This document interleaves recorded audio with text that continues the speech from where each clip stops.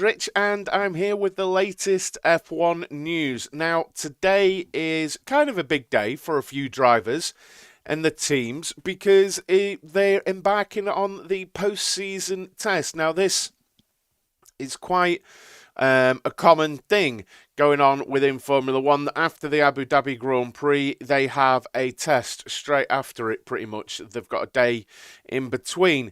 This is a chance for drivers to get embedded within their new teams and a chance for young drivers to get on track as well. Officially, it's a Pirelli tyre test and also young driver test, but we will see sort of well-known faces out on the grid. Now, before we get into it, please do make sure you're hitting that like button on the stream and also subscribing to the channel. What we're going to do is go through the drivers that have moved team and just have a little chat about them, really, and what we think they're going to do in their new team, how well they're going to do, and just what we think of the end of season test.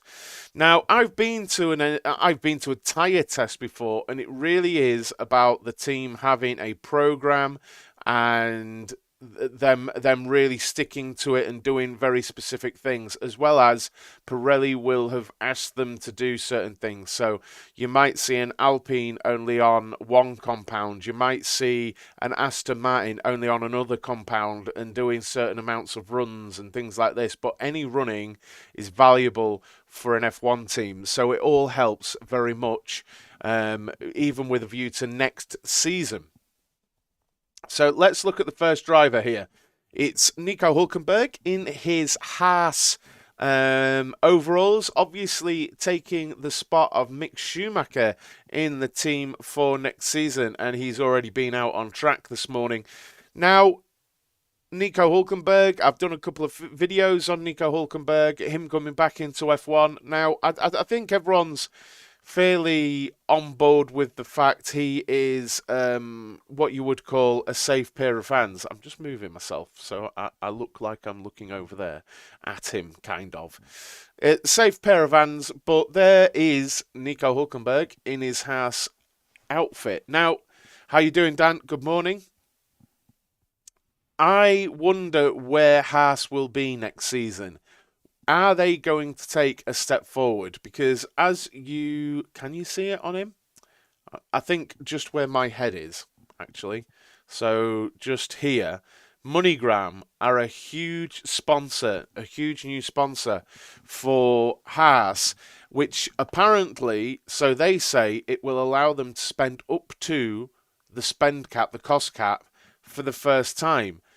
Now, they've cited many reasons for getting Hulkenberg, and that they just want to get better and they want to move forward, and that they're declining Ferrari Academy drivers from now on unless it's some kind of test or young drivers test, like today, pretty much, that they've told Ferrari they just want to move up the grid and they can't do it by basically having one of their youth drivers learn. That it's too detrimental to them, which is interesting, and will that see a little bit of a breakdown of the relationship there. Steiner of Haas has said that Ferrari have been very understanding. So really what they're going to be looking for here is Nico Hulkenberg scoring some solid points. I do wonder what the expectation is. I think it would be similar to what K-Mag delivers for them, as you know, you could probably compare the two quite well. But it'll be interesting to see. You can't really look at the times, but again, Nico Hulkenberg getting embedded with Haas, it's like a shakedown, and I've compared this to MotoGP. They do similar. They have a test at Valencia. I think it's every season at Valencia. After the end of the season, the riders, basically, it's the same with the drivers as well, if they're continuing, are under contract with their current team, but they're given sort of special permission to go and test and be with the new team, basically. So that's all a bit of a formality, but yeah. So it'll be interesting to see how Nico Hulkenberg does for Haas. We can't really look into the times too much. We can't really look into the times too much. Are you guys excited for anyone particularly on the grid? Well, not on the grid, on track today in testing. The next one, Oscarpiastri. Lots of drama around Piastri. How you doing, James? Good morning. Lots of drama around Piastri. Obviously joining McLaren. Now, I did read just before I went live that he had actually broken down on track, and it's nothing to do with him. It looks like some kind of technical glitch. But I think I read that he's done 7 laps and then he stopped on track, caused a red flag, and it took about 15 minutes to clear. But it's all sorted, and it was a technical glitch. It wasn't him. But obviously there was a lot of drama around Piastri joining McLaren in the first place with his contract. Obviously, as I sort of reported and shared on this channel last week before, that someone from Alpine had actually been fired over the whole situation, one of the directors, because they'd not tied him down to a contract. But Oscarpiastri, now it's going to be... I'm really looking forward to seeing Piastri on track. Now, a lot of people have made a lot of noise about Piastri. It kind of does show. It does show, if media is one way, how it can really help a driver like Piastri, and media is another way it can really hinder a driver like Mick Schumacher. And I'll be very interested to see how Piastri stacks up against Lando Norris, because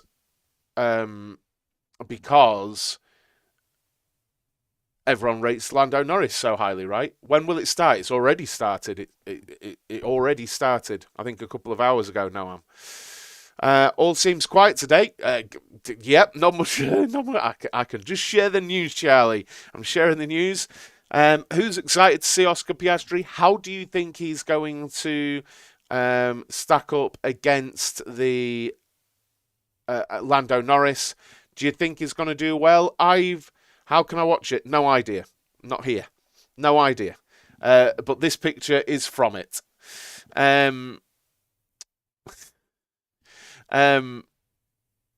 said that if Piastri can score 70% of Lando Norris's points, I think that is a good start to this. I think that's a good start. But I think people need to remember how harsh they've just been on Mick and be a little less harsh on Piastri if he makes mistakes. For all I know, he could be as special as he is sort of touted. So, yeah, he might be that good and just start delivering from the get-go.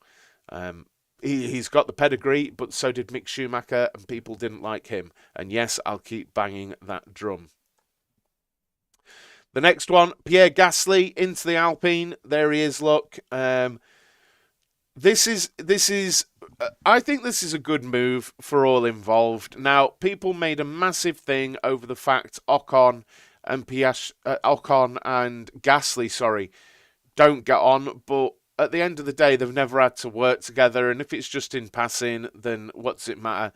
They've said they'll get on and they're fine and working. Now, it's the interesting thing about this situation is that right at the end of his time at Alpine, you've seen a complete breakdown of the Alonso-Ocon relationship that at one time was very, very good. Now, it's curious because I know that Fernando Alonso has this reputation, but a lot of the time people actually say quite the contrary that have worked with him. I think it's because he's so obviously fiery, But Ocon seems to be equally as challenging if you've listened to him on the radio. So I think there's potential fire in that team this next year, because Gasly seems to have a little bit of that about him as well. Ocon, Gasly, people will rate them similarly, I should think. I think there's going to be a lot of Ocon wanting to prove he's number one because he's been there a while.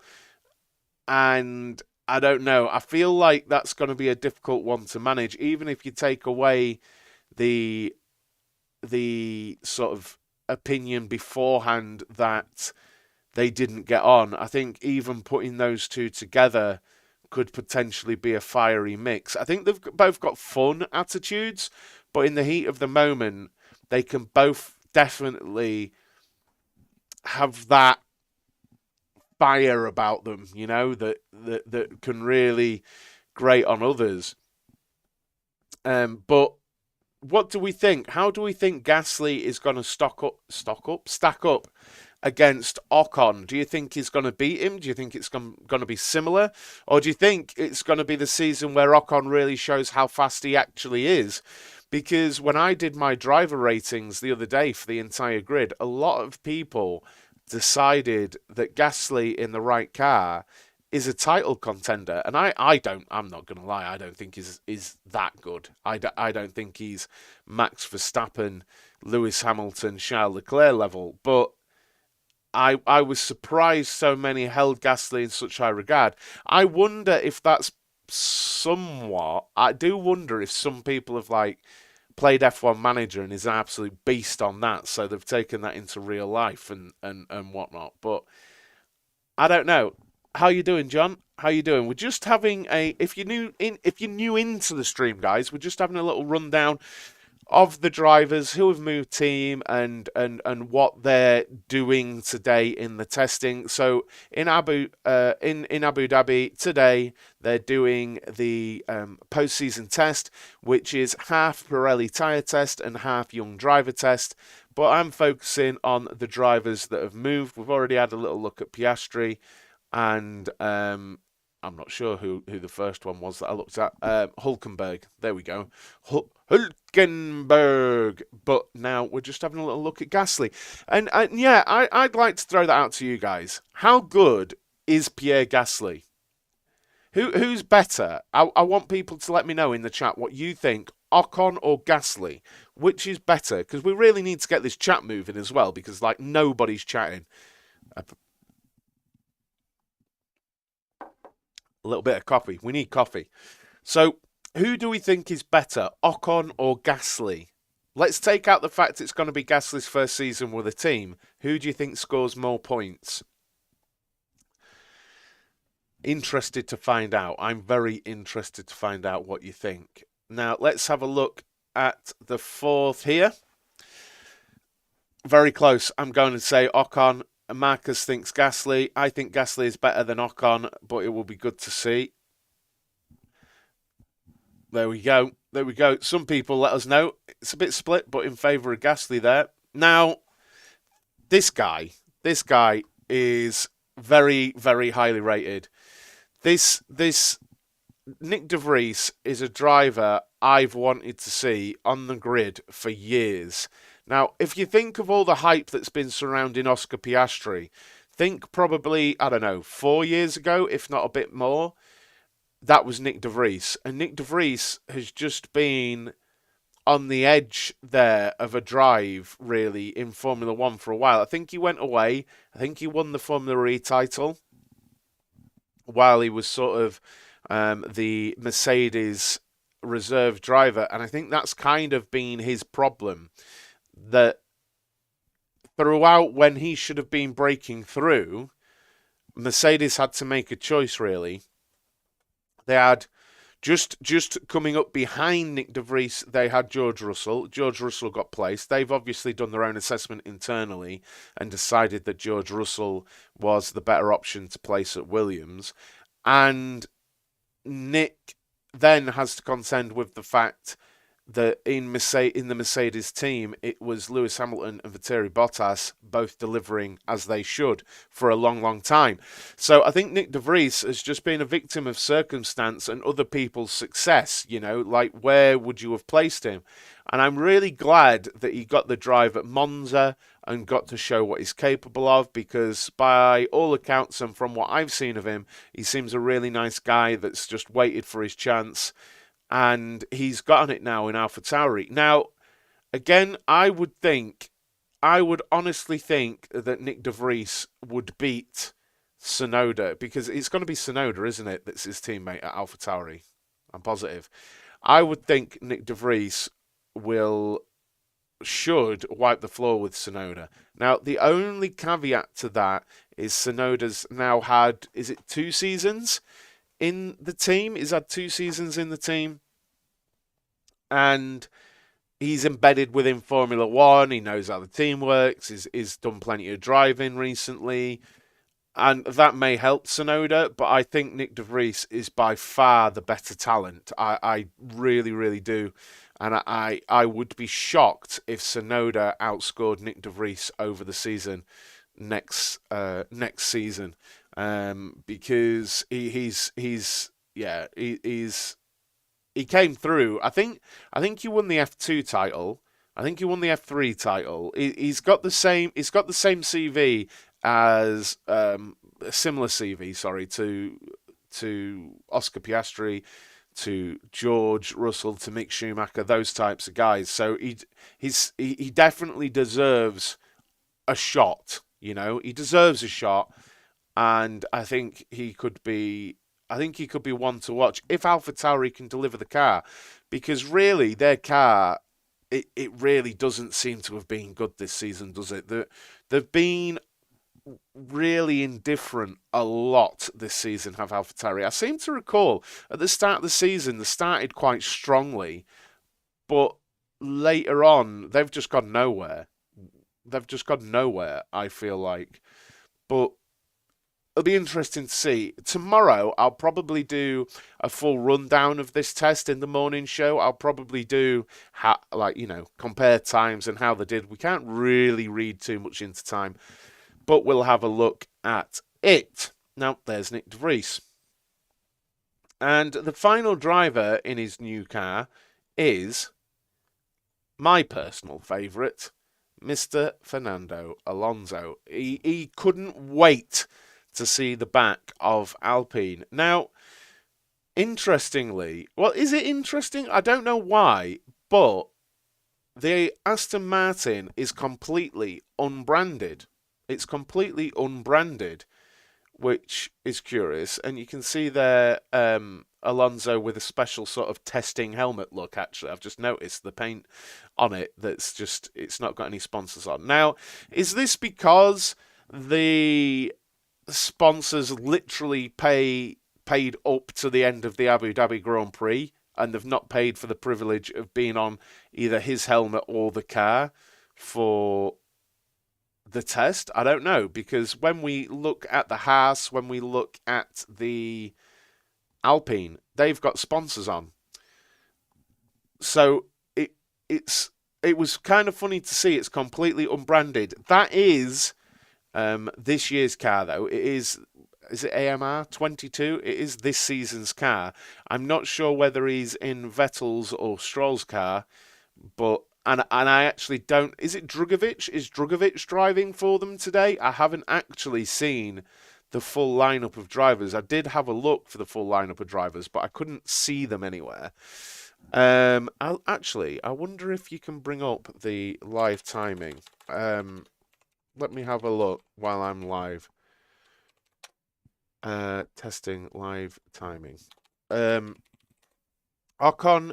because Gasly could not drive the Red Bull main team because mostly front end drive. Ocon, because Gasly could not drive the Red Bull main team because mostly front end drive, and AlphaTauri is more rear end. Just the opposite of Ricciardo. Gasly does better in rear end drive cars, and the Alpine is. Well, I mean, it's a good observation, but we'll see about that. We'll see about that, won't we? I suppose.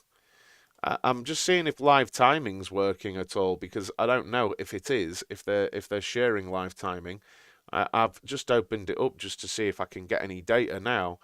No, not on the official thing, unfortunately. But there probably is somewhere on the internet. There is somewhere on the internet. It's an interesting observation, Robert, but it's hard to say, isn't it? Because it's next year's car. So It's a difficult one to say, really, because who knows where the cars are going to be at the beginning of next season when they've had a full season of development, haven't they? And where they're going to go with their 23 car, who knows? But it is a good observation. It's not one I'd thought of, I'll be quite honest. So, Fernando Alonso couldn't wait to see the back of Alpine and straight into his lovely Aston Martin there. Aston Martin are the team for me that I really think took strides this season, or I felt like they did. I could be wrong, but that was my optics of it. When you consider in the final race, they both had points finishes, Vettel and Stroll, that is, with 8th and 10th, I think it was. They got, I think, a lot stronger towards the end of the season because it wasn't odd to see either Stroll or Vettel running quite strongly in the early stages of Grand Prix, such as at Circuit of the Americas just before the Alonso-Stroll crash. Stroll was running up in 7th. We've seen Vettel at Circuit of the Americas, he got points as well. I'm not sure where it was he finished. Was it for 10th? I'm not sure. Overtaking Magnussen around the outside there. We've seen Vettel get points. Stroll has got points on occasion.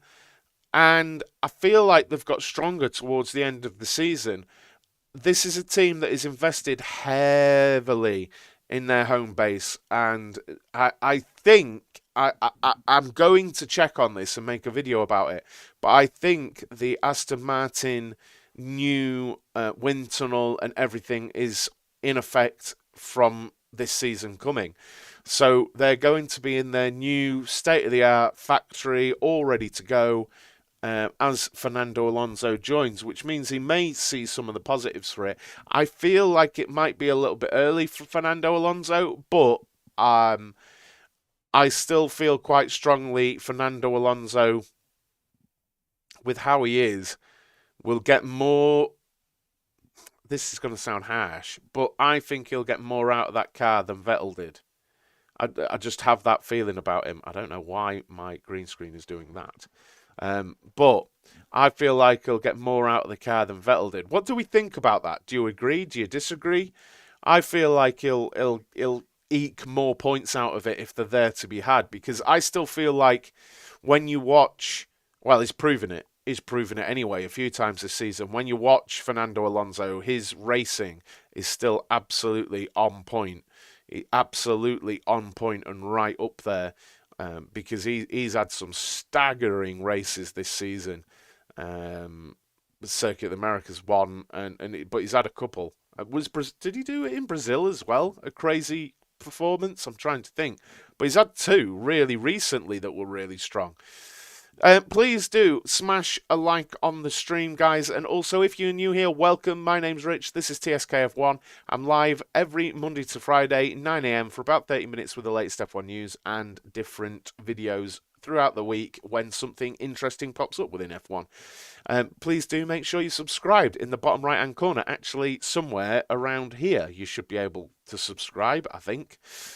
So do please subscribe to the channel.